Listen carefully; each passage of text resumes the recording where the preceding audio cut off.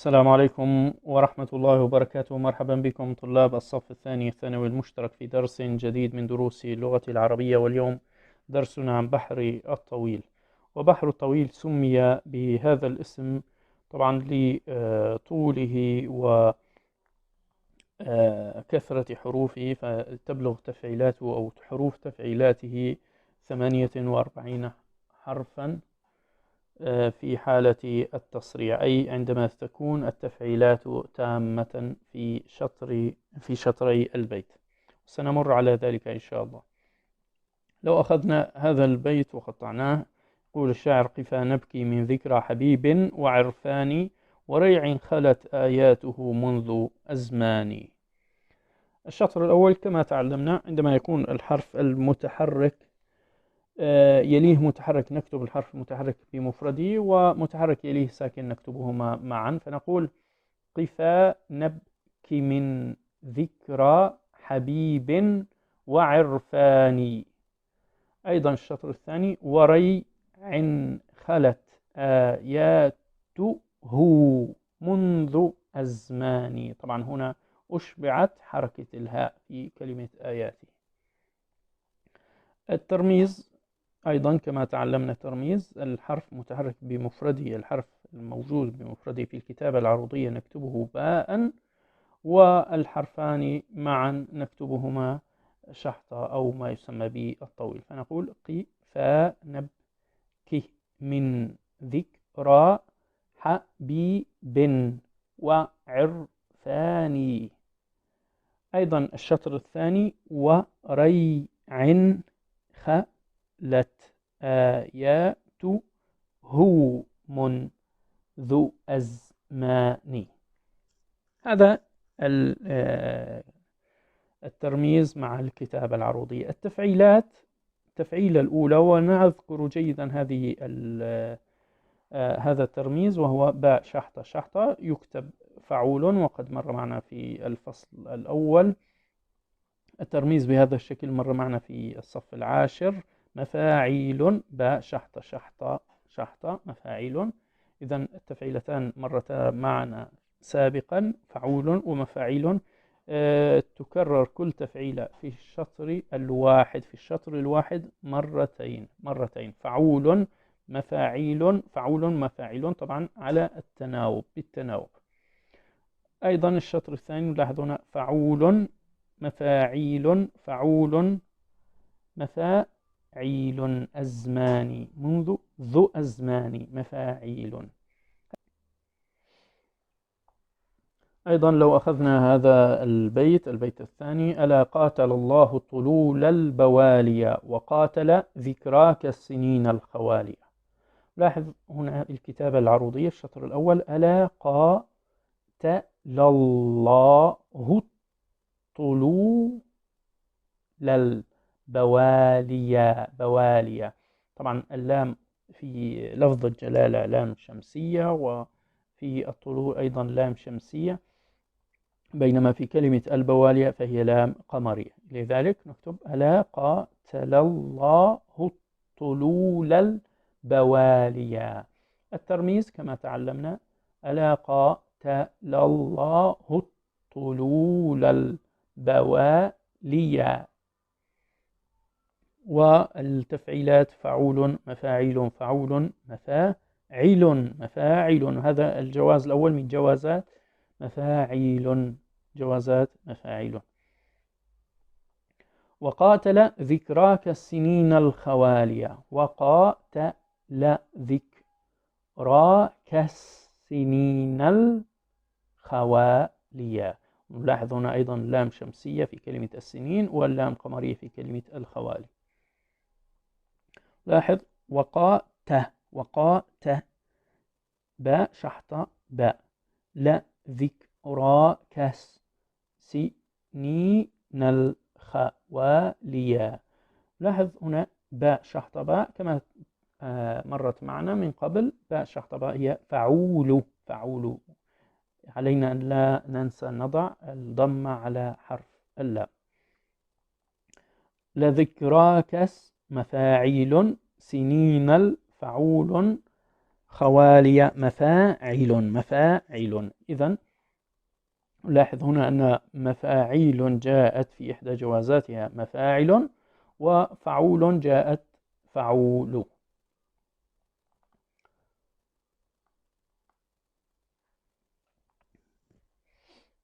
طبعا البحر الطويل كما أسلفنا يأتي تاما فقط، ليس له جوازات، ليس له يعني لا يأتي مشطورا. البحر الطويل إذن يأتي تاما، فعول مفاعيل فعول مفاعيل فعول مفاعيل فعول مفاعيل، أي أن البحر الطويل لا يأتي مجزوءا كما مر معنا في بحور سابقة. ضابط البحر الطويل: طويل له دون البحور فضائل، طويل له دون البحور فضائل، فعول مفاعيل فعول مفاعل. أما تفعيلاته فكما قلنا فعول باء شحطة، شحطة لها صورة فرعية واحدة وهي باء شحطة باء باء شحطة باء بهذا الشكل. طبعا لماذا تأتي بصورة فرعية في هذا البحر وتأتي بأكثر من صورة في بحر آخر؟ لأن في هذا البحر تأتي في حشو البيت، في حشو البيت.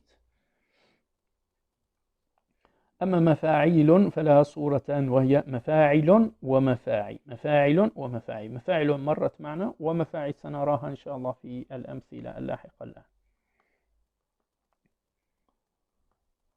لو جاءني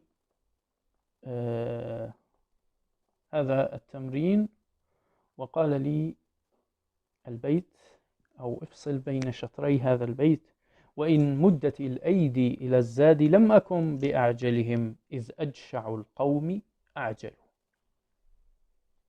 كما تعلمنا نقطع أو نكتب الكتابة العروضية: وإن مدت الأي. طبعا هنا انتبه إلى أن هذه تاء تأنيث هي ساكنة، لكن وضعت الكسرة منعا لالتقاء الساكنين، فانتبه إلى الكسرة موجودة هنا. وإن مدت تل أيدي إلى هذه اللام شمسية إلى الزاد لم أكن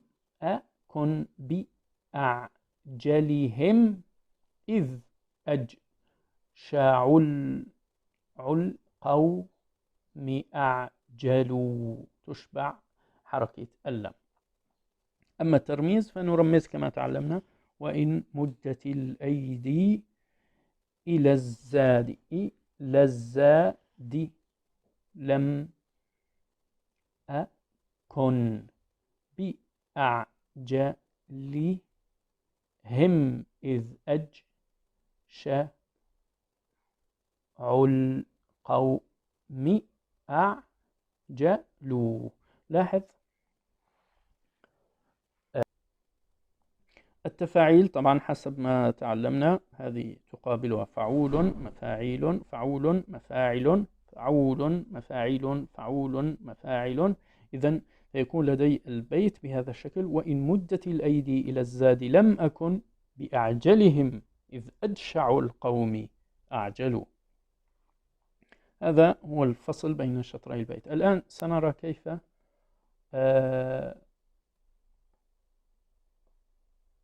نستطيع أن نختار الكلمة المناسبة. كيف نستطيع أن نختار الكلمة المناسبة؟ يقول: إذا الخل لم فراغ إلا ملالة فليس له إلا الفراق عتاب. طبعا هذا من تدريبات الكتاب، وقد أعطاني هذه الكلمات: لم يفارقك، يعطيك، يجافك، يهجرك. طبعا أنا انتبه هنا إلى أن هذه اللام أداة جزم، إذن الفعل المضارع هنا مجزوم. نقطع كما تعلمنا الخطوة الأولى في اختيار كلمة مناسبة، نقطع الشطر المكتمل لنعرف تفعيلاته ونعرف البحر. فنقول: فليس له إلا الفراق عتاب، فليس له إلا الفراق عتاب، فليس له إلا الفراق عتاب. تفعيلات: فعول، مفاعيل، فعول، مفاعي. وهذه الجواز الثاني من جوازات مفاعيل في البحر الطويل.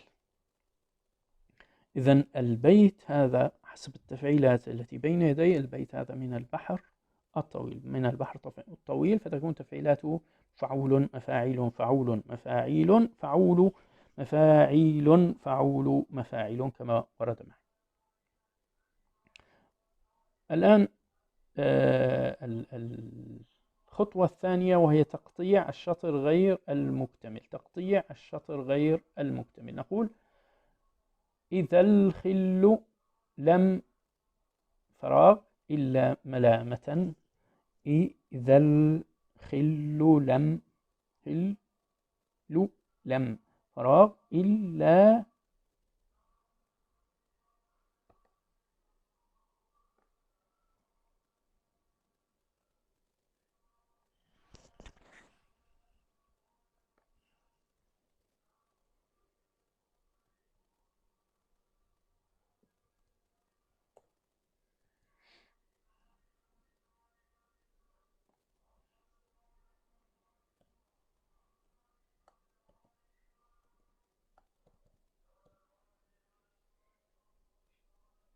يلا يا دوالي، يلا يا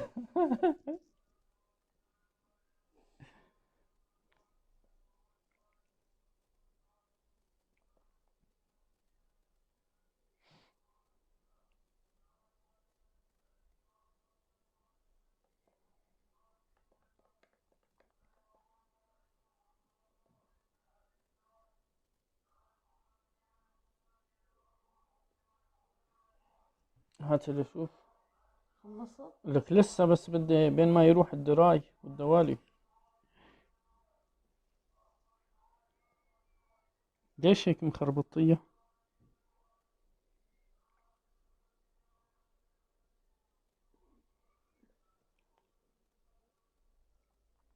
يلا يا دوالي، يلا يا دوالي. عم نسجل نحن ترى. عادي.